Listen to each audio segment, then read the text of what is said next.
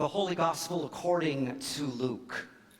Glory to you, O Lord. When some were speaking about the temple, how it was adorned with beautiful stones and gifts dedicated to God, Jesus said, "As for these things that you see, the days will come when not one stone will be left upon another. All will be thrown down." They asked him, "Teacher, when will this be? And what will be the sign that this is about to take place?" And Jesus said, "Beware that you are not led astray. For many will come in my name and say, 'I am he,' and the time is near. Do not go after them. When you hear of wars and insurrections, do not be terrified, for these things must take place first, but the end will not follow immediately." Then Jesus said to them, "Nation will rise against nation, and kingdom against kingdom. There will be great earthquakes, and in various places famines and plagues, and there will be dreadful portents and great signs from heaven. But before this all occurs, they will arrest you and persecute you. They will hand you over to synagogues and prisons, and you will be brought before kings and governors because of my name. This will give you an opportunity to testify. So make up your minds not to prepare your defense in advance, for I will give you words and a wisdom that none of your opponents will be able to withstand or contradict. You will be betrayed even by parents and brothers, by relatives and friends, and they will put some of you to death. You will be hated by all because of my name. But not a hair of your head will perish. And by your endurance, you will gain your souls." The Gospel of the Lord. Praise to you, Lord. Tourists are fascinated by ruins. The ruins of ancient Rome, other civilizations. I think of all the archaeological sites and the ruins that I have seen in the past decade, in the Holy Land, in Turkey, in Greece, in Italy. Of course, our country has ruins. Being from the wonderful state of Colorado, I have to mention Mesa Verde National Park. Who's been there? Good, good, good. These cliff dwellings are the largest archaeological site in our country. They date back to the ancestral Puebloan people that built these structures in 1000 to 1100 AD. In our day, the ruins of warfare are heartbreaking and devastating. In Gaza, the current estimate is that 80% of the buildings have been damaged or destroyed since the beginning of the war. Now, warfare is as old as humanity itself. We make advances in science, technology, medicine, but what still remains is the never-ending hatred and conflict between races, ethnicities, nationalities, and religion. So when the disciples are dazzled by the wonders of the temple, Jesus sees ruins. All will be thrown down, he says, one stone upon another, nothing will be left.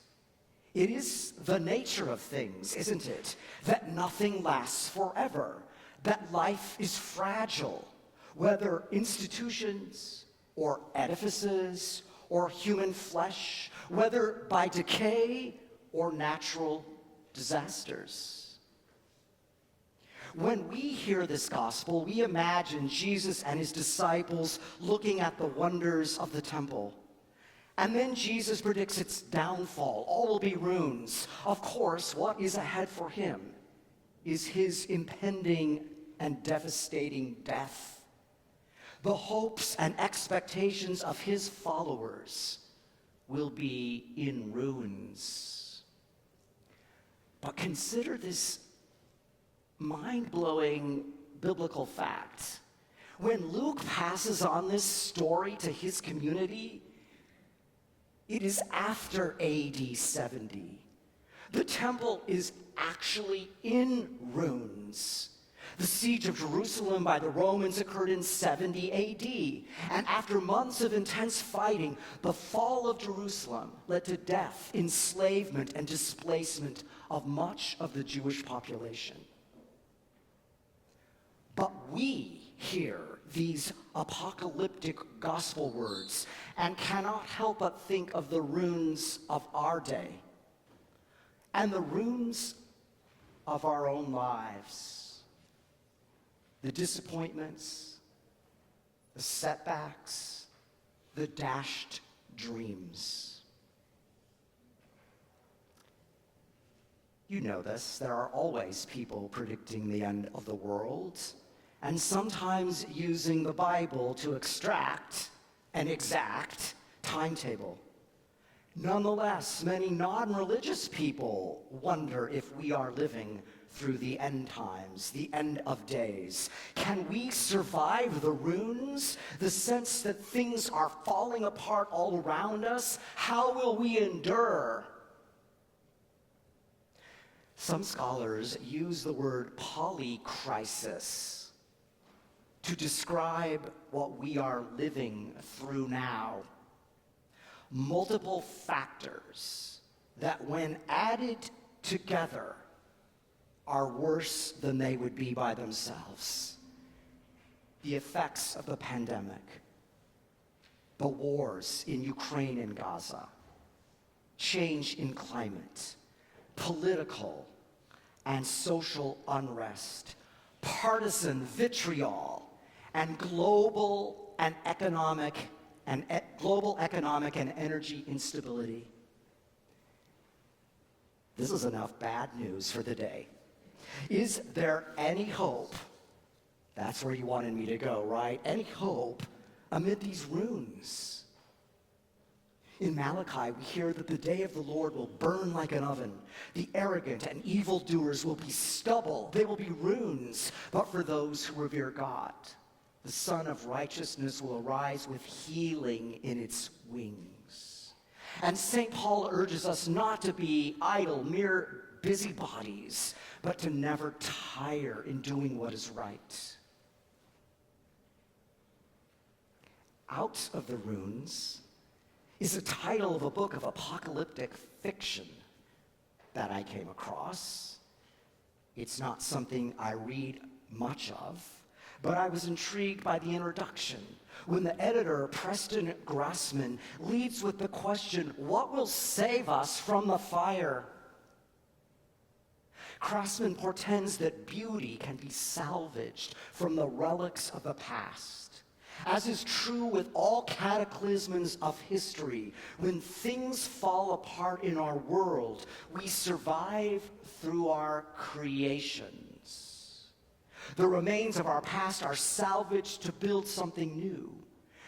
This is even true in our personal, our private lives and ruins. No matter how dark our stories, each of us can excavate something of value from the ashes of our past and of our lives and create and build something new.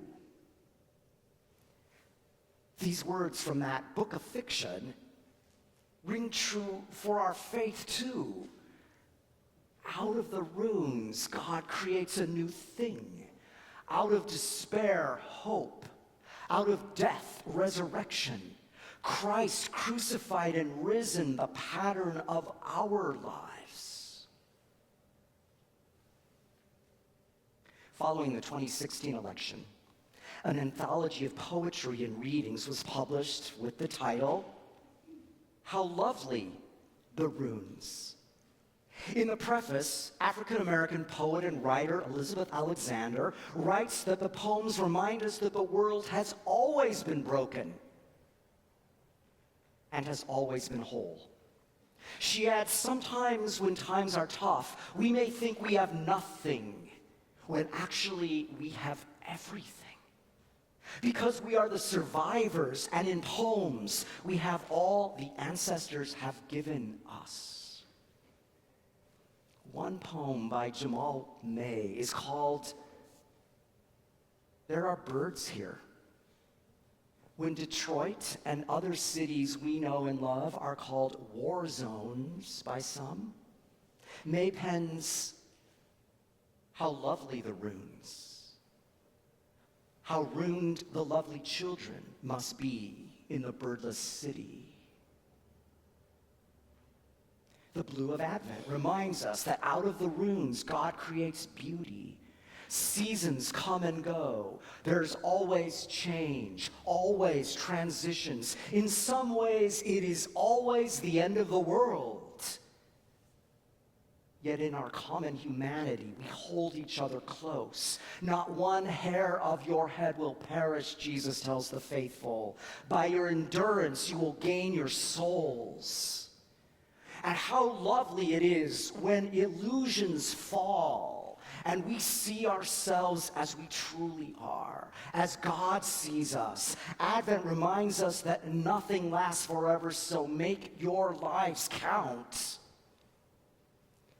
God gives strength to endure and to persevere, and gives us words to testify, in the words of the gospel, to a faith that welcomes rather than excludes, a message of hope rather than one of retribution and hatred.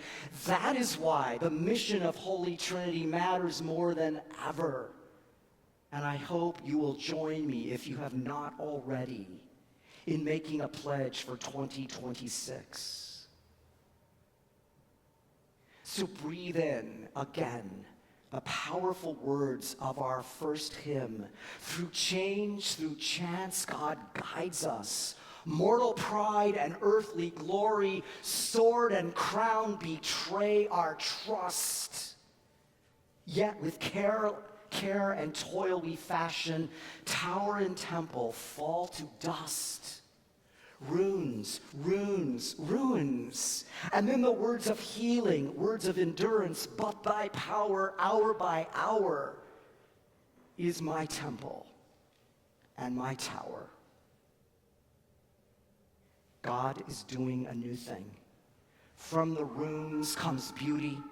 From the runes come hope and everything we need for this time and for these days. Amen.